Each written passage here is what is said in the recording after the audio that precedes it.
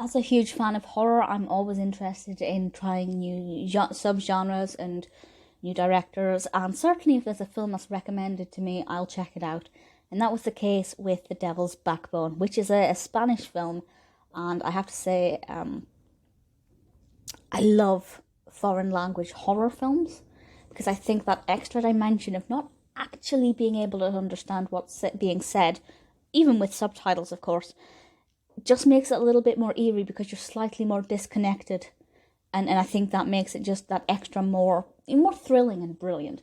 The Devil's Backbone was released in 2001, directed by Del Toro, and it's amazing. The description from IMDb is as follows. After Carlos, a 12-year-old whose father has died in the Spanish Civil War, arrives at an ominous boys' orphanage, he discovers the school is haunted and has many dark secrets which he must uncover. Because this is a child-led film, it's brilliant. I love horrors where the protagonist or the fear factor is a child, because I just love the dichotomy of horror and childhood innocence, and this works so well. I think the driving force is definitely the fear through the eyes of the innocent. Although it's called The Devil's Backbone, I don't feel like it's a film about the devil as such.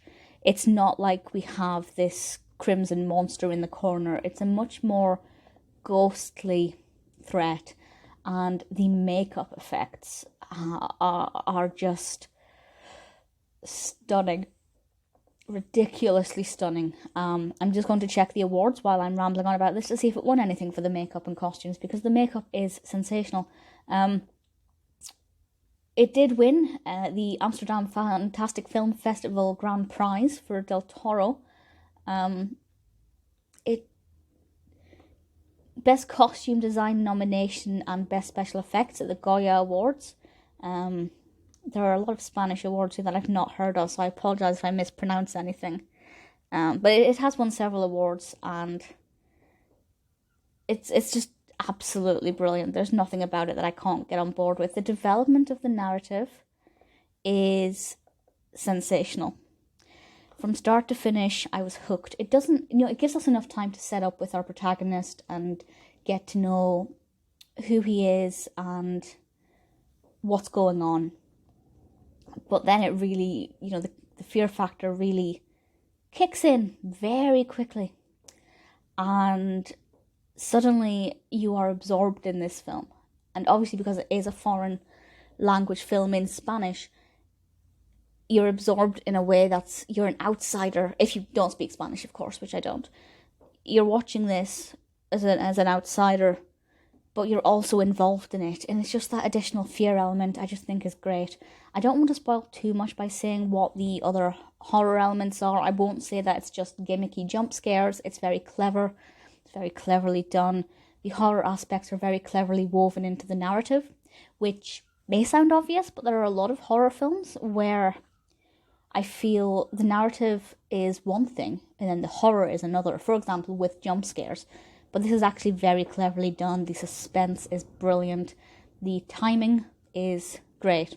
It's just when you think maybe things are okay, something else happens. It's brilliant from start to finish. I loved it. The ending, which I won't divulge, was maybe not what I expected. I think it's quite unpredictable, but I did thoroughly enjoy it. I can't fault The Devil's Backbone in the slightest.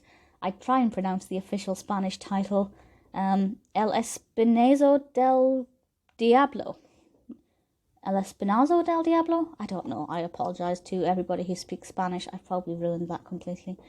Very well received film, 7.4 out of 10 on IMDb, 78 Metascore, which is brilliant. I love Del Toro.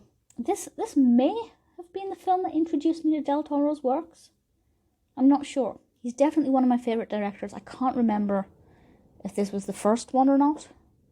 But personally, definitely one of my favourites. If you haven't seen it and you like horror, check it out.